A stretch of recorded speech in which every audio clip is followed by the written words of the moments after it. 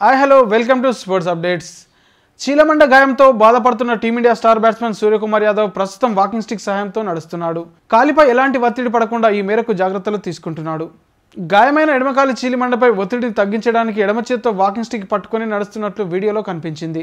కొంచెం సీరియస్ విషయమే, గాయాలు ఎప్పటికీ సరదా కావు, అయినా సరే నేను ముందుకు నడుస్తున్నాను. తక్కువ సమయంలో పూర్తి ఫిట్నెస్తో వెనక్కి తిరిగి వస్తానని మాటిస్తున్నాను.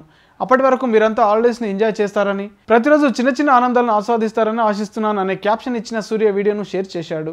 ఎడమకాలి చీలిమండపై మెడికల్ కట్లు కనిపించాయి. కాగా డిసెంబర్ 14న జోహాన్సెస్బర్గ్లోని న్యూ వెండసర్ స్టేడియం వేదికగా జరిగిన భారత్ దక్షిణాఫ్రికా మధ్య 3వ టీ20 మ్యాచ్లో సూర్యకు చీలమండ గాయమైంది. కాగా చీలమండ గాయం కారణంగా స్వదేశంలో ఆఫ్ఘనిస్తాన్తో జరగనున్న టీ20 సిరీస్కు సూర్యకుమార్ యాదవ్ దూరం అవనున్నాడు. అంతకుముందు ఆస్ట్రేలియా, దక్షిణాఫ్రికాతో జరిగిన టీ20 సిరీస్లకు టీమిండియా కెప్టెన్గా వ్యవహరించిన విషయం తెలిసిందే. ఇక ఆఫ్ఘనిస్తాన్తో ఆరంభం కానున్న షెడ్యూల్ విషయానికి వస్తే జనవరి 14న మొహాలీలో మొదటి టీ20 మ్యాచ్ జరగనుంది. జనవరి 14న ఇండోర్లో మ్యాచ్ జరగనుంది. అలాగే జనవరి 15న బెంగళూరులో 2వ, 3వ టీ20 మ్యాచ్లు జరగనున్నాయి.